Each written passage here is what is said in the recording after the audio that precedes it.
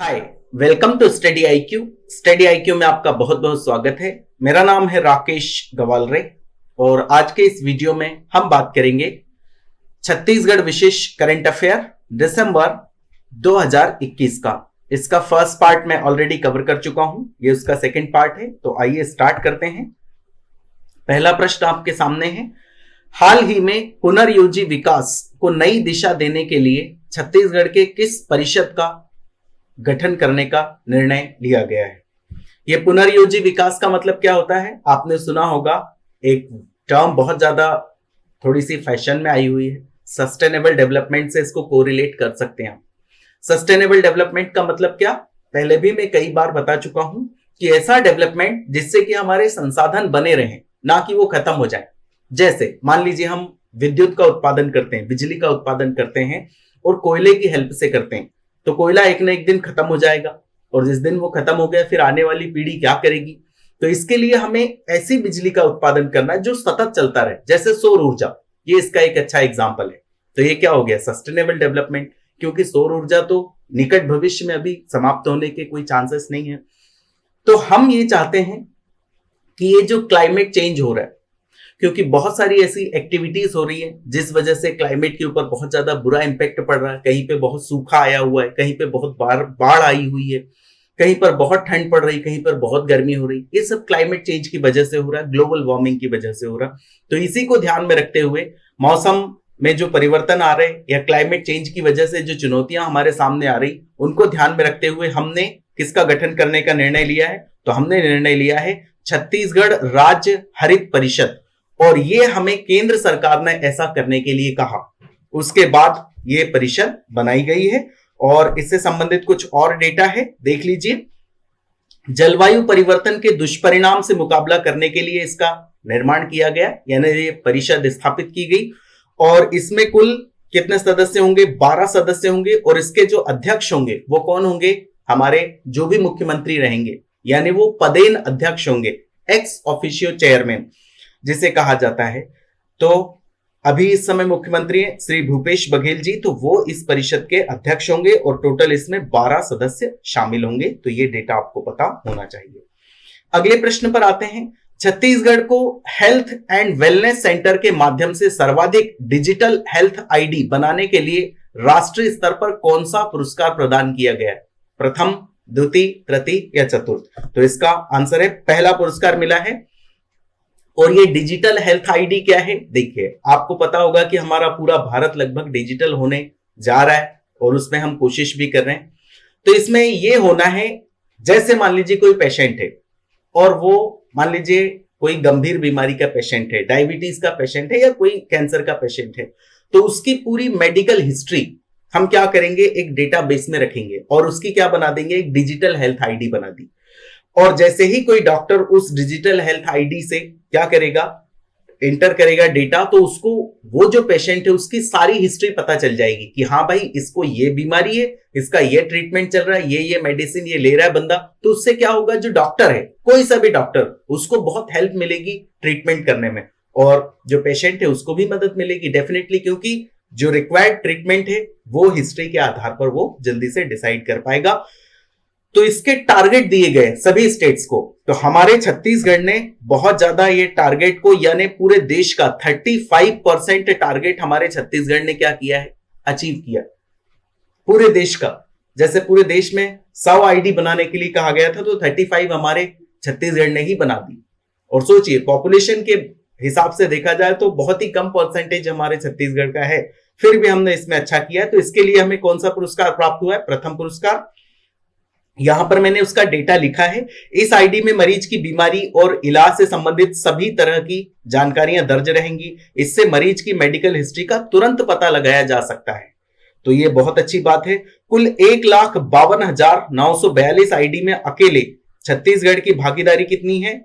35% की हमारी छत्तीसगढ़ की भागीदारी है, जो मैं आपको बता चुका हूं। ये सभी आईडी राज्य के हेल्थ एंड वेलनेस सेंटर्स के द्वारा बनाए गए हैं। तो इसके लिए हमारे छत्तीसगढ़ को पहला पुरस्कार प्रदान किया गया है।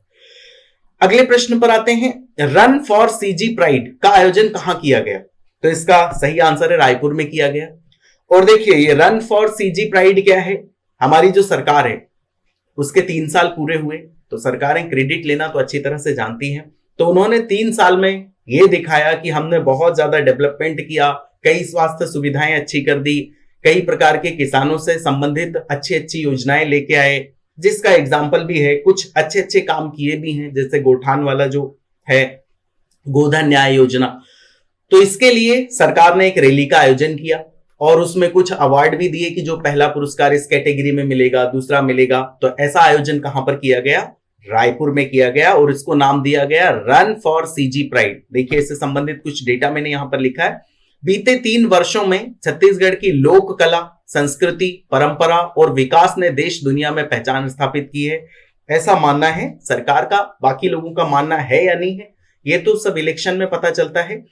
इसी के लिए राजधानी में रन फॉर सीजी प्राइड यानी दौड़ स्वाभिमान और गर्व का आयोजन किया गया, जिसमें बहुत सारे लोगों ने पार्टिसिपेट किया और कई लोगों को इसमें पुरस्कार भी प्रदान किए गए। मुख्यमंत्री भूपेश बघेल ने 6 कोरी 6 आगर तरिया और बूढ़ा नरवा नामक पुस्तक का विमोचन किया है। इस पुस्तक के लेखक कौन है? तो इसका सही आंसर है गोविंद पटेल जी इस बुक के लेखक है। और ये पुस्तक किस पे आधारित है ये भी मैं आपको बता दूं। जो हमारे एंशियंट टाइम में छत्तीसगढ़ में कई सारे राजाओं का राज्य था, आप जानते होंगे, और उसी समय से जो जलाशय हैं यानी जो तालाब है उनका निर्माण किया जा रहा है, पानी को कंजर्व करने की कोशिश की जा रही है। तो उसी परंपरा को लोगों के सामने रखने के लिए कि हमने पास्ट में भी बहुत अच्छा किया है वाटर कंजर्वेशन के लिए, ये सारा डेटा इसमें अवेलेबल होगा कि किस राजा ने कौन सा तालाब खुदवाया, उससे क्या क्या एडवांटेज हुए, इस प्रकार की ये बुक है।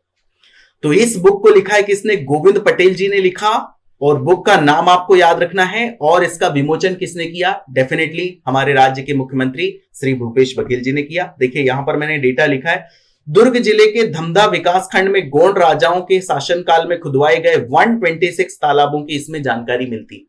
कौन सा जिला? दुर्ग जिले का जो धमधा विकास खंड है, वहां पर लगभग 126 तालाब हमारे गोंड राजाओं ने खुदवाए थे। आपको पता होगा गोंड राजाओं का हमारे छत्तीसगढ़ में वर्चस्व रहा है। प्राचीन काल से चली आ रही जल संरक्षण की परंपरा को पुनर्जीवित करने का प्रयास इस बुक के माध्यम से किया गया। अगले प्रश्न पर आते हैं। ई श्रम कार्ड बनाने में कौन सा जिला प्रदेश में पहले स्थान पर है? तो इसका सही आंसर है गरियाबंद। ई श्रम कार्ड, ये ई श्रम कार्ड क्या है? जैसे आपके पास कोई काम नहीं है, मान लीजिए, तो कई सारी योजनाएं चलती है सरकार की, जैसे आपने मनरेगा का नाम सुना होगा, उसके तहत आपको काम दिया जाता है, जॉब कार्ड बनाया जाता है, तो उसको भी अब इलेक्ट्रॉनिक माध्यम से यानी डिजिटल उसको भी कर दिया गया। तो उसमें सबसे ज्यादा जो ई श्रम कार्ड बनाए गए वो हमारे गरियाबंद डिस्ट्रिक्ट में बनाए गए। और देखिए उसका लक्ष्य रखा गया था कितना, जो भी रखा गया था उसका 169.8% हमने अचीव किया। तो ये काफी अच्छी बात है, ये क्वेश्चन उसमें करंट अफेयर में पूछा जा सकता है। अगले प्रश्न पर आते हैं। मनरेगा से संबंधित शिकायतों की सुनवाई के लिए राज्य में 2 नए लोकपाल नियुक्त किए गए, उनके नाम हैं। तो आपको पता होगा कि एक तो हमारे यहां पर लोकपाल क्या होता है जो स्टेट लेवल पर होता है, और उसके बाद में डिस्ट्रिक्ट में भी हमने लोकपाल कुछ अपॉइंट किए हुए हैं। तो देखिए पहले तो इसका आंसर देख लीजिए, छत्र कुमार साहू और राजऋषि कुमार त्रिवेदी, ये 2 नए लोकपाल हमने क्या किए? अपॉइंट किए। तो टोटल अब हमारे यहां पर लोकपाल कितने हो जाएंगे? 16 लोकपाल हो जाएंगे। तो ये क्या करते हैं? इनका कार्यक्षेत्र होता है कि इतने डिस्ट्रिक्ट में इस डिस्ट्रिक्ट में इनका कार्यक्षेत्र होगा। अगर भ्रष्टाचार से रिलेटेड कोई शिकायत इनके पास आती है तो ये उसका केस को सुनेंगे। तो 2 नए लोकपाल ये हमने अपॉइंट किए हैं। तो टोटल अभी 16 लोकपाल हो जाएंगे और लगभग 27 डिस्ट्रिक्ट में हमारे जो लोकपाल हैं उनकी पहुंच हो जाएगी 27 डिस्ट्रिक्ट में। और अगर देखा जाए तो टोटल डिस्ट्रिक्ट कितने? 32। इसका मतलब अभी भी कुछ ऐसे डिस्ट्रिक्ट्स हैं जहां पर कि लोकपाल की नियुक्ति या उनका अधिकार क्षेत्र अपॉइंट नहीं हुआ है। तो इससे संबंधित डेटा मैंने यहां पर लिखा है। राज्य में 16 लोकपाल तथा अधिकार क्षेत्र में राज्य के 27 जिले शामिल हो जाएंगे ये 2 अपॉइंटमेंट के बाद में। अगले प्रश्न पर आइए। भारत सरकार द्वारा छत्तीसगढ़ को CCTNS यानी crime and criminal tracking network system और ICJS यानी inter operable criminal justice system में बेहतर क्रियान्वयन हेतु कौन सा पुरस्कार से सम्मानित किया गया है? तो इसका सही आंसर है 2nd पुरस्कार मिला। और ये है क्या, ये भी मैं आपको बता देता हूं। जो क्रिमिनल्स होते हैं उनको हमें ट्रैक करते रहना होता है समय समय पर, आपने देखा होगा कभी कभी ऐसा किसी क्रिमिनल को आदेश दिया जाता है कि आप हर सैटरडे क्या करिए, किसी थाने में जाकर अटेंडेंस दीजिए कि आप बिल्कुल सही सही हैं, कोई आपने क्रिमिनल एक्टिविटी नहीं की, या कोई भाग गया तो उसको ट्रैक करना। तो उसके लिए क्रिमिनल ट्रैकिंग सिस्टम प्रॉपर होना चाहिए। एक जगह किसी ने कहीं पर क्राइम किया तो बाकी सारे जो पुलिस थाने उनको ये पता लग जाना चाहिए कि ऐसा ऐसा ये जो क्राइम है ये कमिट हुआ है और उसका ये रजिस्ट्रेशन हुआ है, ये उसका डेटा है। तो इसके लिए डेफिनेटली एक प्रॉपर सिस्टम चाहिए। पहले तो ये होता था कि एक थाने में किसी ने, थाना क्षेत्र में किसी ने कोई क्रिमिनल एक्टिविटी की तो उसको फिर बाकी थानों में पहुंचाने के लिए बहुत ज्यादा मशक्कत करनी होती थी। अब चीजें सब ऑनलाइन हो गई तो बहुत इजीली आपने सिस्टम पे चढ़ाया, बाकी सब थानों को ये क्या हो जाएगा, अवेलेबल हो जाएगा। तो उसी में हमारे छत्तीसगढ़ ने अच्छा किया है, तो हमें द्वितीय पुरस्कार मिला है। किसमें? केंद्रीय स्तर पर केंद्र सरकार ने ये अवार्ड हमें प्रदान किया, सेकंड पुरस्कार प्रदान किया। किसके लिए? CCTNS यानी crime and criminal tracking network system और ICJS के लिए यानी inter operable criminal justice system, ये दोनों को बेहतर करने के लिए द्वितीय पुरस्कार हमारे छत्तीसगढ़ को प्राप्त हुआ। इससे संबंधित और कुछ डेटा देख लीजिए। 2 दिवसीय कॉन्फ्रेंस में ICJS योजना के अंतर्गत फॉरेंसिक में बेहतर क्रियान्वयन हेतु राष्ट्रीय पुरस्कार की घोषणा की गई और पूरे देश में छत्तीसगढ़ को दूसरा स्थान प्राप्त हुआ। फॉरेंसिक आप जानते होंगे कुछ एविडेंस होते हैं उनके, जैसे कि वो फिंगरप्रिंट वगैरह देखते हैं, वहां पर ब्लड गिर जाता है तो ब्लड का कुछ उनका ब्लड ग्रुप भी देखते हैं, उस हिसाब से फिर उसका मैच करते हैं। वो उनकी बहुत ही कॉम्प्लिकेटेड प्रोसेस होती है। अगर आप DSP बनेंगे तो डेफिनेटली आप इन सब चीजों से फैमिलियर होंगे। राज्य फॉरेंसिक प्रयोगशाला द्वारा ई फॉरेंसिक सॉफ्टवेयर एप्लीकेशन विकसित किया गया। ई फॉरेंसिक सॉफ्टवेयर क्या? ये डेफिनेटली वैसा ही जैसे कि एक जगह से आपने डेटा कलेक्ट किया, उसको ऑनलाइन कर दिया, तो वो सभी पुलिस थानों को वो डेटा अवेलेबल हो जाएगा ताकि सभी के लिए ये सुविधा हो। अगले प्रश्न पर आते हैं। स्वास्थ्य रत्न पुरस्कार से किसे सम्मानित किया गया है? Doctor Faizul Hasan Firdausi, doctor Sahil Khan, doctor शहीद मुश्ताक या डॉक्टर इब्राहिम खान? तो इसका सही आंसर है डॉक्टर फैजुल हसन फिरदौसी। और इन्हें यह पुरस्कार क्यों प्रदान किया गया? क्योंकि इन्होंने एक प्रकार की सर्जरी होती है लेप्रोस्कोपिक। ये ऐसा होता है कि जैसे सर्जरी करते हैं तो बहुत बड़ा उसमें क्या लगाना पड़ता है, ऐसा कट मारना पड़ता है, और कट मारने के बाद में फिर उसमें अंदर जो भी उन्हें करना होता है डॉक्टर को वो करते हैं, फिर उसमें क्या करते हैं, टांके लगाए जाते हैं। तो उससे क्या होता है, वो जो घाव होता है उसको काफी दिन लगते हैं सुधरने में, यानी रिकवर करने में। बट ये जो लेप्रोस्कोपिक ये सर्जरी होती है, इसमें बहुत छोटा सा वो क्या करते हैं, ऐसा कट मारते हैं, लगभग 0.5 सेंटीमीटर का या 1 सेंटीमीटर के लगभग इतना सा। तो उससे ये होता है कि जल्दी से आपकी सर्जरी भी हो गई और तुरंत आप क्या कर सकते हैं, 2-3 दिन में रिकवर कर सकते हैं। तो ऐसा काम किया है किसने? डॉक्टर फैजुल हसन फिरदौसी ने। हमारा एक डिस्ट्रिक्ट है वहां पर उन्होंने इस प्रकार की सर्जरी की ताकि जो गरीब लोग हैं जो कि मजदूरी के लिए जाते हैं, उनको तो रिकवर करने के लिए टाइम नहीं मिलता क्योंकि उन्हें काम पे जाना होता है, रोज कमाना है, रोज खाना है। इस वजह से इन्होंने उनको काफी सहयोग किया और उन्हें यह पुरस्कार प्राप्त हुआ, स्वास्थ्य रत्न पुरस्कार। देखिए इससे संबंधित कुछ और डेटा देख लीजिए। यह पुरस्कार सरगुजा अंचल में लोगों की लेप्रोस्कोपिक विधि से सर्जरी करने के लिए मिला है। लेप्रोस्कोपिक का मतलब मैं आपको बता चुका हूं, देखिए यहां पर मैंने कुछ और लिखा भी है। लेप्रोस्कोपिक विधि से सर्जरी करने से व्यक्ति तत्काल स्वस्थ होकर अपने काम पर लौट सकता है। क्यों? उसका कारण यहां पर है। यह एक अत्याधुनिक शल्य चिकित्सा पद्धति जिसमें पेट के ऑपरेशन बहुत ही छोटे चीरों यानी 0.5 सेंटीमीटर से 1 सेंटीमीटर के द्वारा संपन्न किए जाते हैं। सिर्फ 0.5 सेंटीमीटर का वो कट मारते हैं और उतने में ही जो उन्हें अंदर सर्जरी करनी होती है अत्याधुनिक विधि से वो कर देते हैं। और अगर पहले इन्हीं ऑपरेशनों के लिए 5 से 8 इंच तक के चीरे लगाने की आवश्यकता पड़ती थी, यानी बहुत बड़ा घाव करना पड़ता था, तब अंदर का मटेरियल वो बाहर निकालते थे और उसका ऑपरेशन वो करते थे।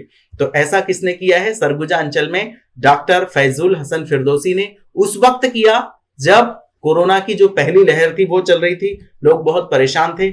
उस समय इन्होंने बहुत अच्छा काम किया, इस वजह से इन्हें स्वास्थ्य रत्न का पुरस्कार प्रदान किया गया। केशकाल एडवेंचर फेस्टिवल का शुभारंभ कहां किया गया? महासमुंद, कबीरधाम, बिलासपुर या कोंडागांव? तो इसका सही आंसर है कोंडागांव डिस्ट्रिक्ट में केशकाल एडवेंचर फेस्टिवल का शुभारंभ किया गया। और इसमें जो पर्यटक आते हैं हमारे यहां पर, आपको पता होगा छत्तीसगढ़ में बहुत सारे पर्यटक आते थे पहले भी और अब तो ज्यादा आने लगे क्योंकि सरकार पर्यटकों के यहां पर अट्रैक्ट करने के लिए बहुत ज्यादा प्रयास कर रही है, अच्छी अच्छी सुविधाएं प्रदान कर रही है। तो इसमें उन्हें अलग अलग तरीके का अनुभव कराया जाए यानी हमारे यहाँ के जो कल्चर है वो दिखाया जाए, कल्चर के अलावा और जो खाना है वो दिखाया जाए, ताकि लोग इसकी तरफ अट्रैक्ट हों। वो जब आते हैं यहाँ पर तो उन्हें कुछ खेल खिलाया जाए। जब वो रात रुकते हैं, डेफिनेटली पर्यटक आया तो वो रात रुकेगा, तो इससे ये होगा कि जब स्थानीय लोगों को उससे पैसा मिलेगा तो डेवलपमेंट होगा, और डेवलपमेंट तो सभी लोग चाहते हैं। देखिए इससे संबंधित डेटा मैंने यहां पर लिखा है। इस एडवेंचर फेस्टिवल में देश तथा राज्य के कोने कोने से आए ट्रैवल ब्लॉगर तथा पर्यटकों का आदिवासी परंपरा के अनुसार स्वागत किया गया। व्यू पॉइंट, झरने, गुफा, विलक्षण वनस्पतियां एवं प्रागैतिहासिक शैल चित्र दिखाए गए, ताकि आप बार बार आइए हमारे यहाँ पर। विभिन्न सांस्कृतिक कार्यक्रमों एवं प्रतिस्पर्धाओं का आयोजन किया गया, जिसमें उन्हें भी पार्टिसिपेट कराया गया, ताकि उनको भी अच्छा लगे कि ऐसा ऐसा गेम हम खेल रहे हैं। और इससे देखिए आदमी का जितना एंटरटेनमेंट होगा, वो घूमने के लिए आया और उसको जितना अच्छा लगेगा वो अगली बार और आएगा और बाकी और लोगों को भी आने के लिए कहेगा। तो ये केशकाल एडवेंचर फेस्टिवल हमने कहां पर आयोजित किया? कोंडागांव में। अगले प्रश्न पर आइए। गोठान प्रबंधन के लिए छत्तीसगढ़ इंफोटेक प्रमोशन सोसाइटी, इसका शॉर्ट में फॉर्म है chips, Chhattisgarh infotech promotion society, ये चिप्स। अगर इसका शॉर्ट फॉर्म दिया जाए और आपसे फुल फॉर्म पूछा जाए तो आपको पता होना चाहिए, इसके ऊपर भी क्वेश्चन बन सकता है। द्वारा विकसित कौन से ऐप का लोकार्पण किया गया? तो इसका सही आंसर है गोठान में। आपको पता होगा कि हमारी जो सरकार है वो स्वयं सहायता समूह के माध्यम से गोबर परचेज करती है 2 रुपए किलो में, फिर उसको वर्मी कंपोस्ट में कन्वर्ट किया जाता है, उससे और भी प्रोडक्ट बनाए जाते हैं, फिर उससे बेच दिया जाता है। तो इससे बहुत लोगों को फायदा होता है। एक तो किसानों को 2 रुपए किलो में आपने गोबर बेच दिया तो आपको कुछ पैसा मिल गया, आपकी जो मवेशियां उसका आपको एडवांटेज मिल गया, और दूसरा सरकार ने भी उससे वर्मी कंपोस्ट बना लिया तो बहुत सारे लोगों को रोजगार मिला। पहली बात तो जब वो वर्मी कंपोस्ट में कन्वर्ट हो रहा है तो बहुत सारे लोग लगेंगे उसमें, उसके बाद में सरकार ने उसको बेच दिया तो कुछ रेवेन्यू भी मिल जाएगा।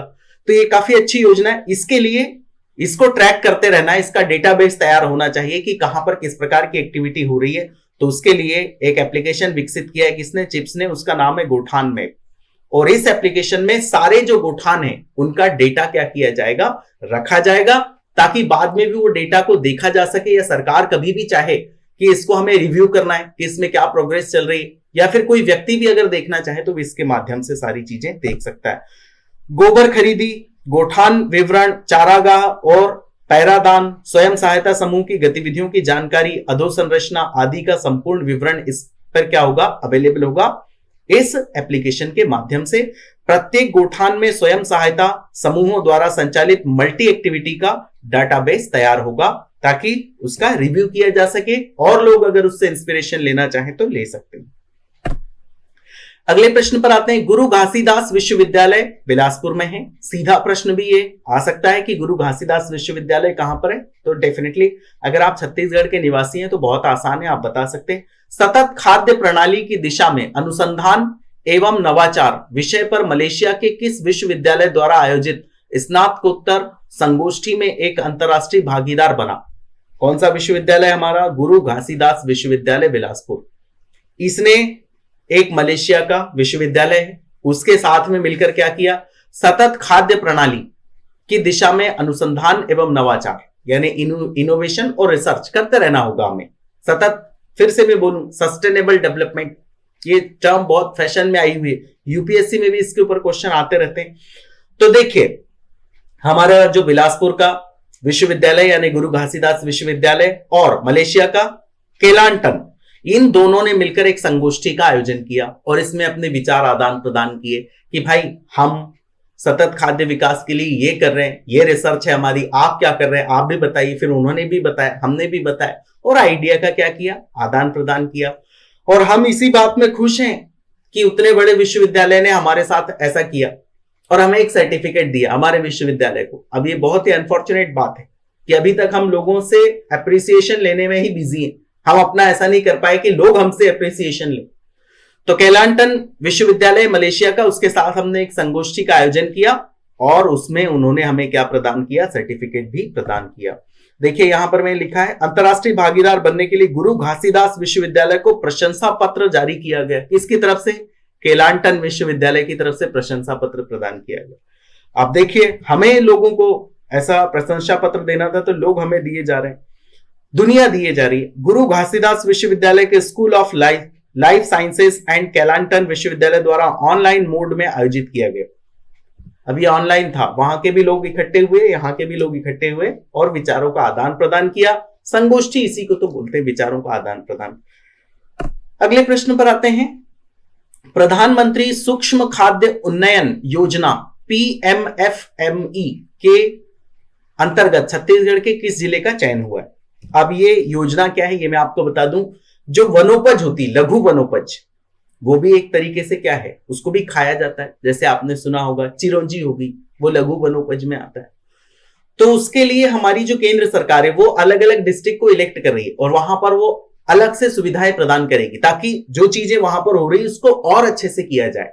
तो उस योजना का नाम क्या है? प्रधानमंत्री सूक्ष्म खाद्य उन्नयन योजना।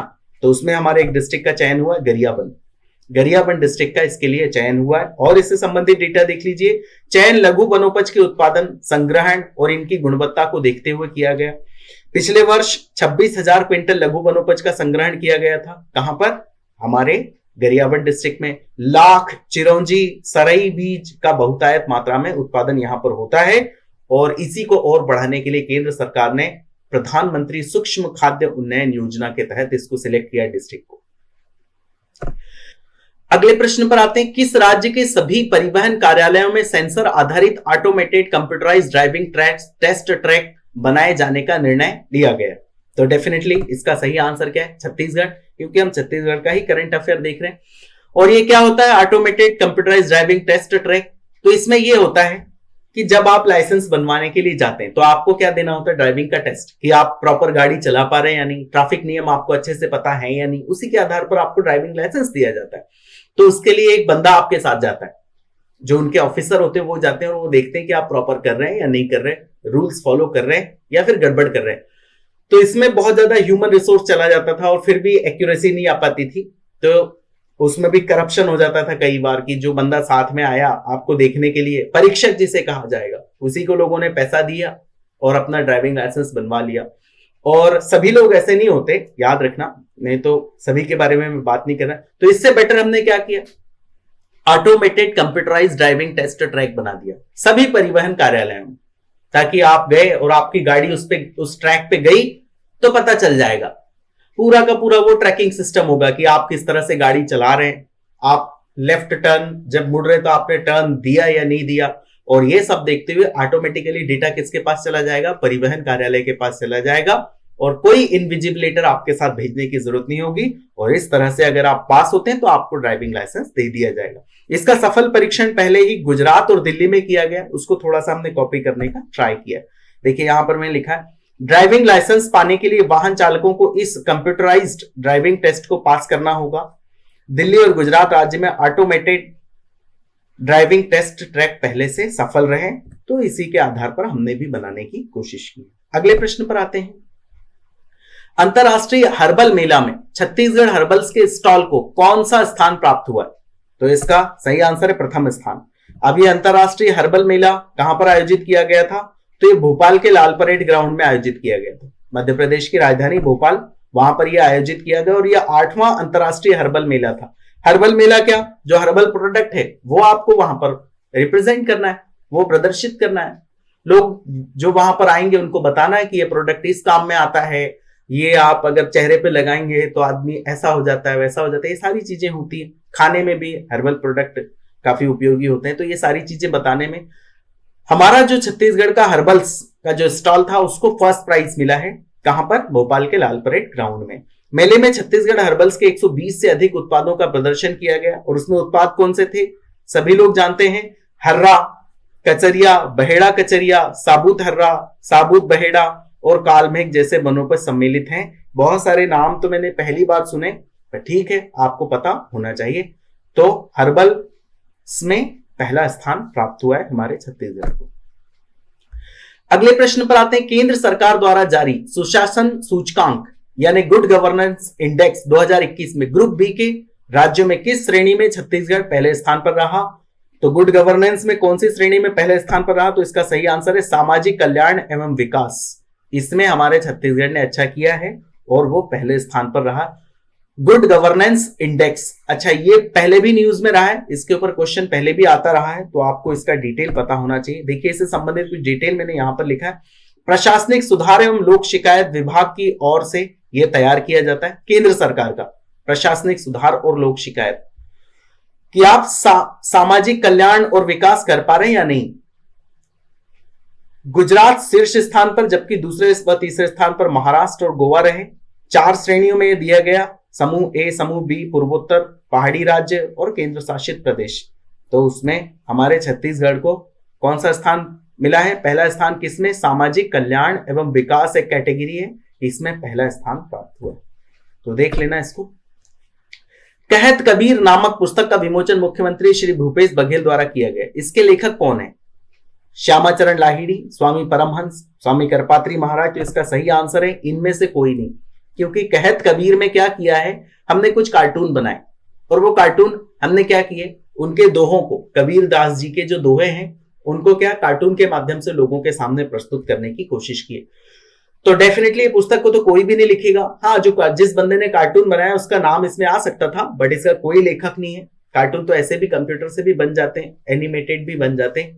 तो ये एक संकलन टाइप है जिसमें कबीरदास जी के दोहे कार्टून के माध्यम से लोगों के सामने प्रस्तुत किए गए, और इसका विमोचन इस पुस्तक का किसने किया? मुख्यमंत्री श्री भूपेश बघेल जी द्वारा किया गया है। और डेटा देख लीजिए, कबीर विकास संचार अध्ययन केंद्र, कुशाभाऊ ठाकरे पत्रकारिता एवं जन संचार विश्वविद्यालय रायपुर द्वारा ये क्या की गई है? पुस्तक प्रकाशित की गई। संत कबीर के 24 लोकप्रिय दोहों को कार्टून के माध्यम से व्यक्त किया गया है इस पुस्तक में, कहत कबीर नामक पुस्तक में।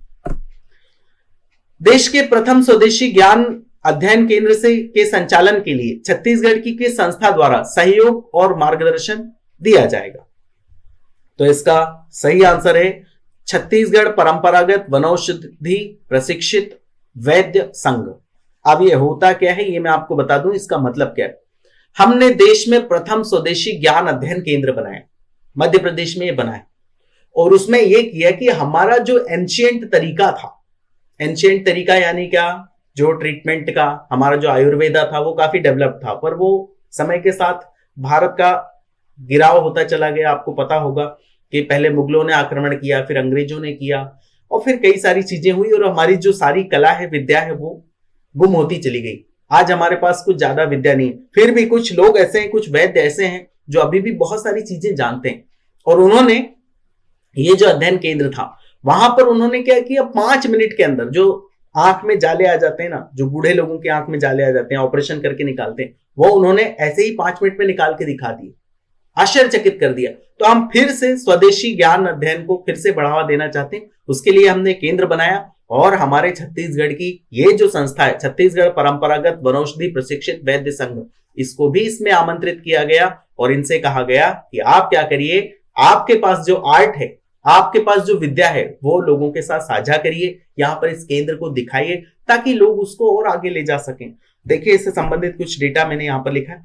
मध्य प्रदेश के डॉक्टर हरि सिंह गौर विश्वविद्यालय सागर में यह प्रारंभ किया गया। क्या? प्रथम स्वदेशी ज्ञान अध्ययन केंद्र। पारंपरिक वैद्य की ज्ञान आधारित चिकित्सा पद्धति की वैज्ञानिक प्रामाणिकता सिद्ध करने एवं दुर्लभ वनौषधियों के संरक्षण, संवर्धन और विकास हेतु ये किया गया।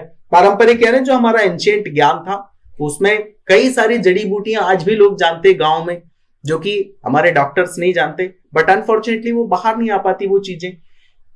बस्तर, बिलासपुर और रायपुर के ख्याति प्राप्त पारंपरिक वैद्यों ने आंखों से जाला निकालकर वैज्ञानिकों को हतप्रभ कर दिया, यानी उन्होंने 5 मिनट में आंख से वो जो जाला है वो निकाल दिया, जबकि उसके लिए कितना ऑपरेशन करना पड़ता है एलोपैथी में, आप जानते होंगे। तो बहुत अच्छी बात है, उम्मीद करते हैं भारत आगे बढ़ेगा। नीति आयोग ने 2019-20 के लिए अपने स्वास्थ्य सूचकांक का 4था संस्करण जारी किया। इसमें समग्र स्वास्थ्य प्रदर्शन के आधार पर दी गई रैंकिंग में छत्तीसगढ़ का कौन सा स्थान रहा? तो स्वास्थ्य जो सुविधाएं हैं उसमें हमारे छत्तीसगढ़ ने बहुत अच्छा नहीं किया, हमारा छत्तीसगढ़ उसमें 10वें स्थान पर रहा। उसमें 3 कैटेगरी बनाई गई, और 3 कैटेगरी में एक छोटे राज्य की, एक केंद्र शासित प्रदेश की और एक बड़े राज्य की। तो बड़े राज्य की जो कैटेगरी उसमें हमारा छत्तीसगढ़ आया, और वो 10वें स्थान पर रहा। टोटल लगभग 19 राज्य थे बड़े राज्य, उनमें छत्तीसगढ़ कौन से स्थान पर है? 10वें स्थान पर है। ये कोई बहुत अच्छा डेटा नहीं है, क्योंकि स्वास्थ्य और एजुकेशन, ये 2 चीजों को मैं बहुत ज्यादा इंपॉर्टेंट मानता हूं।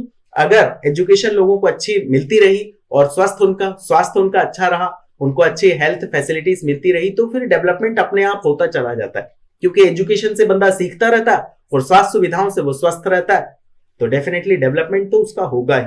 बट अनफॉर्चुनेटली इसमें भी हम 10वें स्थान पर रहे। और इससे संबंधित डेटा देख लीजिए, केरल शीर्ष पर है, 3 भागों में बांटा गया, बड़े राज्य, छोटे राज्य और केंद्र शासित प्रदेश। छत्तीसगढ़ 50.70 स्कोर के साथ 19 राज्यों में 10वें स्थान पर रहा, बड़े राज्यों में। अगले प्रश्न पर आइए, राजपथ पर होने वाली गणतंत्र दिवस परेड समारोह के लिए छत्तीसगढ़ की कौन सी झांकी को चयनित किया गया?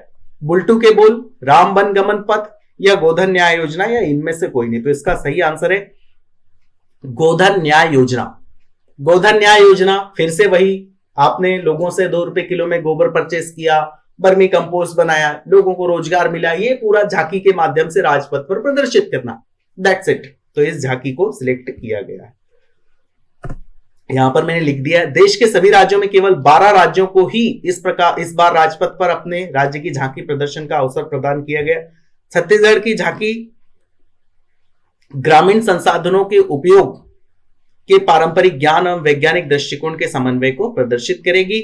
इसमें जल प्रबंधन प्रणाली, बढ़ती उत्पादकता एवं खुशहाल किसान को भित्ति चित्र शैली में दिखाया जाएगा। अगले प्रश्न पर आइए, स्कूलों में पढ़ने वाले बच्चों के लिए किस विषय के लिए विशेष अभियान चलाया जाएगा? तो आपको पता होगा लॉकडाउन में सब स्कूलों ने बंद कर दिए गए और फिर उससे बच्चों की पढ़ाई पे बहुत बुरा प्रभाव पड़ा। तो इसके लिए ये जो विषय है बुनियादी शिक्षा और गणित, इसके लिए विशेष अभियान चलाया जाएगा। क्योंकि गणित में ही बच्चे कमजोर होते गए तो फिर बेकार बात है। साइंस और मैथ्स, ये तो 2 चीजें एजुकेशन में इंपॉर्टेंट है, तो इसको बढ़ावा देने के लिए सरकार विशेष अभियान चलाएगी और लोगों को, जो बच्चे हैं छोटे, उन्हें अच्छी तरह से पढ़ाने की कोशिश करेंगे। 14 सप्ताह के लिए भाषा एवं गणित की गतिविधियां होंगी। So this is the end of the video. बहुत बहुत धन्यवाद। जय हिंद।